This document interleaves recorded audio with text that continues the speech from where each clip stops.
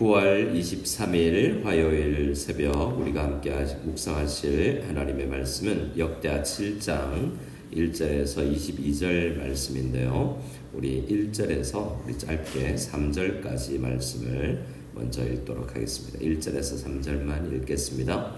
솔로몬이 기도를 마침에 불이 하늘에서부터 내려와서 그 번제물과 제물들을 사르고 여호와의 영광이 그 성전에 가득하니 여호와의 영광이 여호와의 전에 가득하므로 제사장들이 여호와의 전으로 능히 들어가지 못하였고 이스라엘 모든 자손은 불이 내리는 것과 여호와의 영광이 성전 위에 있는 것을 보고 돌을 깐 땅에 엎드려 역배하여 여호와께 감사하여 이르되 선하시도다 그의 인자하심이 영원하도다 하니라. 아멘.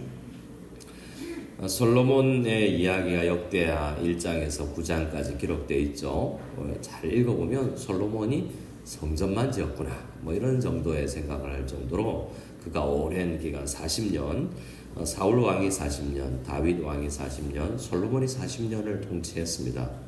그런데 이 역대하는 그가 예배하기 위해서 준비하고 성전 짓고 이렇게 지금 6장, 7장에서는 이렇게 깊이 기도하고 예배드리는 그러한 사람이었다라는 것을 알려주고 있습니다.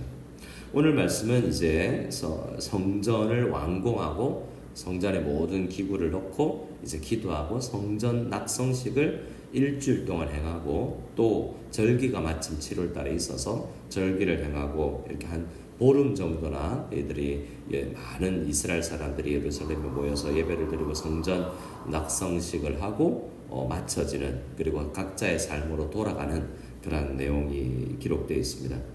5장에서 성전이 완공되고 이제 모였죠. 오늘은 흩어집니다.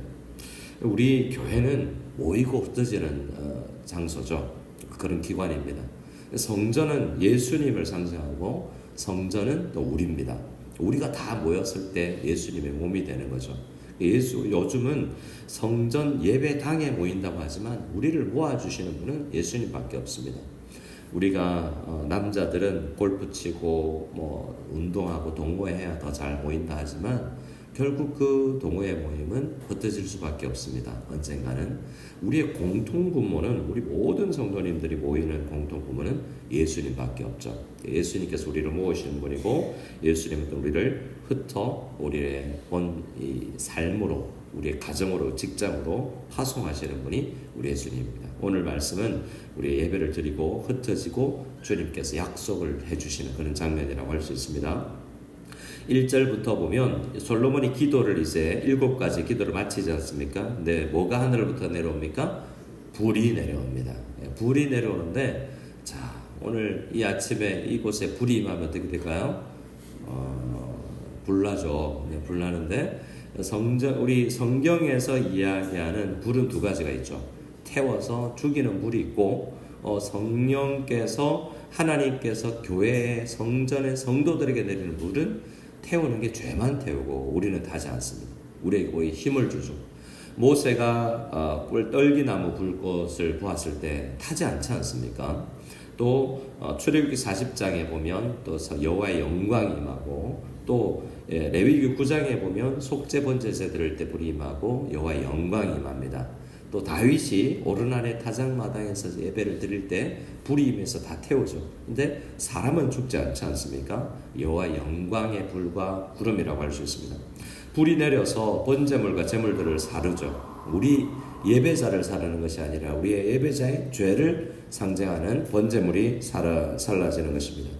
그리고 성전에 가득한 건 여호와의 영광입니다. 여호와의 영광이 그 성전에 가득하니 여호와의 영광이 여호와의 전에 가득함으로 제사장들이 전 안으로 능히 들어가지 못할 정도로 여기에서 여호와의 영광은 여러 성경을 볼 때 쉐키나라고 할 수 있는 구름처럼 빽빽한 구름이어서 앞이 보이지 아니하는 그러한 것을 이야기하죠. 하지만 여호와 하나님께서 이곳에 가득하시구나라는 느낌과 감동인 것이죠. 그래서 어떤 예배를 우리가 드려보면 우리가 맹숭맹숭하게 예배 드릴 때도 있지 않습니까? 근데 어떤 예배는 하나님이 여기 계시는가 보다. 하나님이 임하신다. 이런 강한 임재에 대한 확신이 우리에게 생겨죠. 그 의미가 이제 불이라는 단어와 여호와의 영광이라는 단어로 나타나는데, 바라기는 우리 성도님들의 삶에 또 예배 때마다 기도할 때 말씀을 읽을 때 여호와의 불과 영광이 가득한 우리의 인생이 임재를 경험하는 우리가 될 수 있기를 소원합니다. 그래서 3절에 이스라엘 모든 자손이 제사장들 뿐만 아니라 이스라엘 성전 바깥에 있는 사람들도 보았다고 이야기합니다.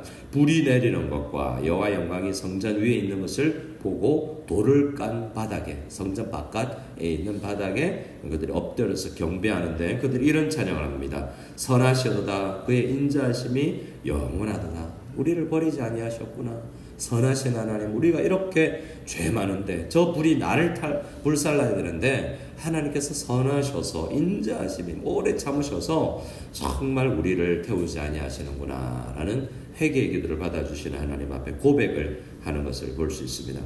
4절부터는 이제 10절까지 성전 낙성식과 장막절, 그러니까 어떤 절기라고 나와 있지는 않습니다. 9절에 보면 8째 날에 무리가 한 송해를 여니라 라고 했는데, 제단의 낙성식을 7일 동안 행한 후에 이 절기를 7일 동안 지켰다라고 이야기하고, 10절에 7째 달 제 23일에 왕이 백성들을 그대 장막으로 돌려보냅니다.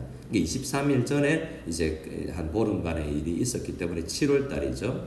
그래서 7월 달에 나팔절, 대속제일 이런 절기들을 통해서 그들이 7월 달이 중요 절기가 있으니까 그 시기를 맞춰서 이렇게 행사를 한 것 같습니다.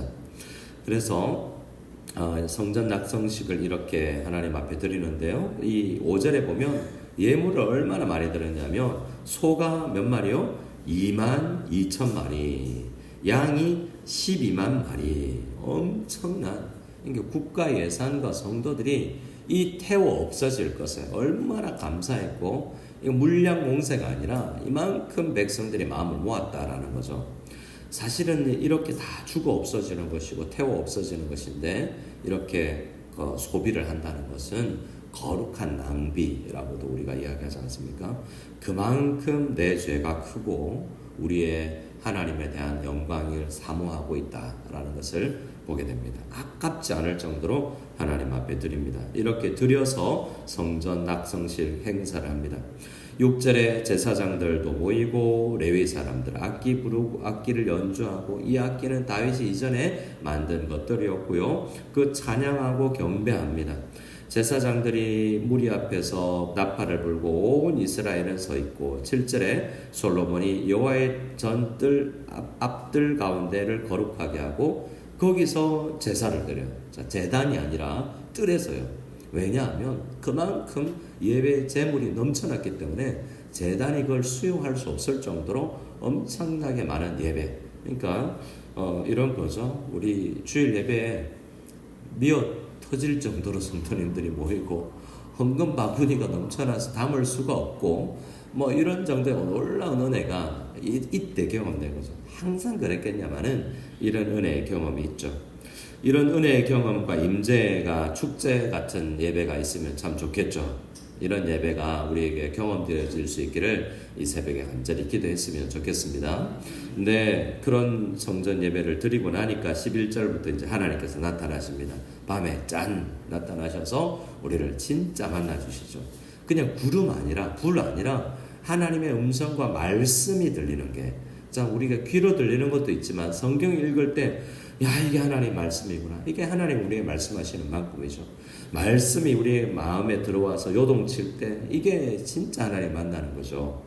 12절에 밤에 여호와께서 솔로몬에게 나타나서 그에게 말씀하십니다. 내가 이미 너의 기도를 듣고 이곳을 택하여 내가 내게 제사하는 성전을 삼았으니 혹 내가 하늘을 닫고, 하나님께서 하늘을 닫고 비를 내리지 않는 것입니다.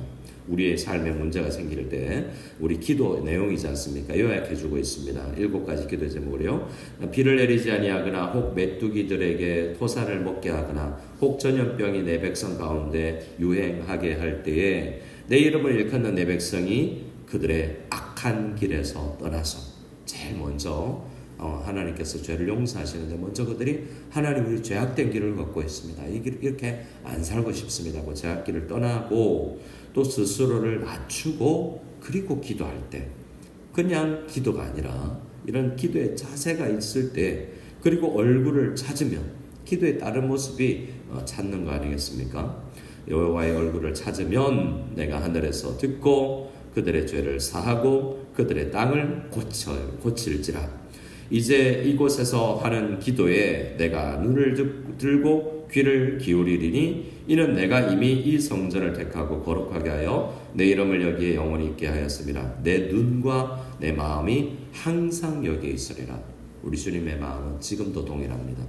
이 꿈리에 우리 KUCM의 본당에 우리 성도님들이 와서 이렇게 예배 드릴 때 지난 토요일 한 성도님이 와서 이렇게 언젠가 교회로 오래 안 나오시던 분이 와서 눈물을 흘려 기도하시더라라는 것을 제가 전해 들었는데요. 여러분 이곳에 주님의 마음이 있습니다. 그래서 이 마음을 주님께서 우리 주님의 눈과 마음이 항상 기도하는 이 자리에 있다는 것을 기억하고 우리도 우리의 마음을 이렇게 악한 길에서 떠나고 스스로를 낮추고 겸비하여서 여호와의 얼굴을 구하며 간절히 기도하는 우리가 되었으면 좋겠습니다. 이러면 이제 이 정도 은혜 경험했으면 평생 잘 살겠죠.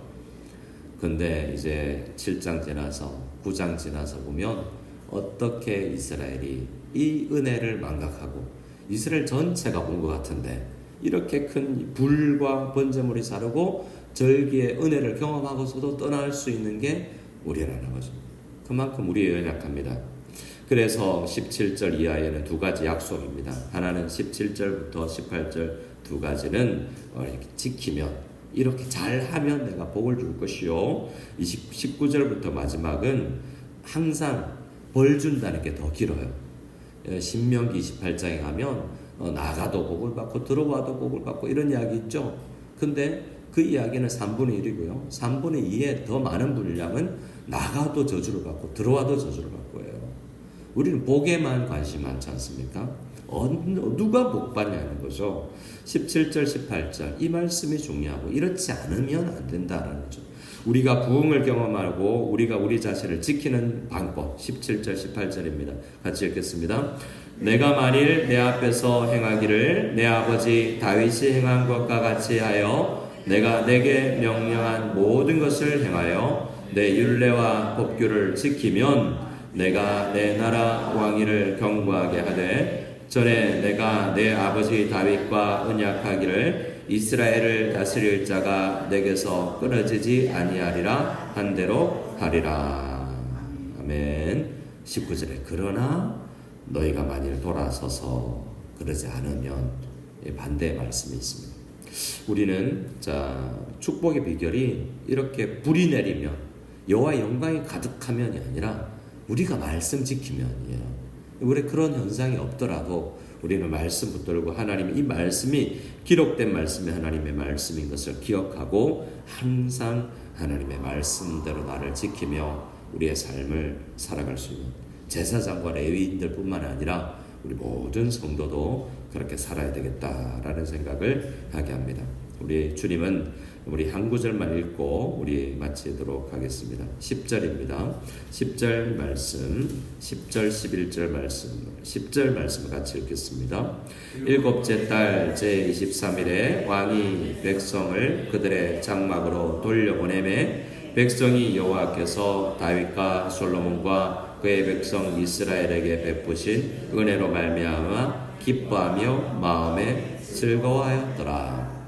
솔로몬이 장막으로 돌려보내죠. 마치고 돌려보내면 어떻게 해야 됩니까? 이제는 살아야 됩니다. 불이 안 내려오고 여호와의 영광도 없는데 직장생활 해야 되고 하루 일찍 일어나서 밥하고 도시락 싸고 빨래하고 집안일을 해야 됩니다.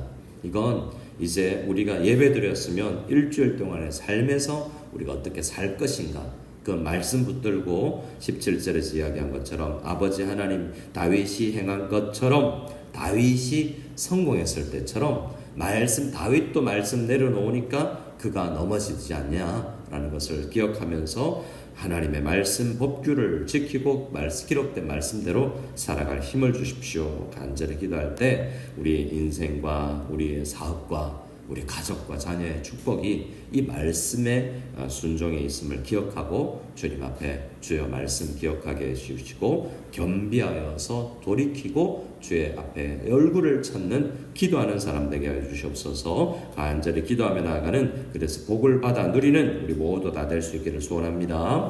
아멘.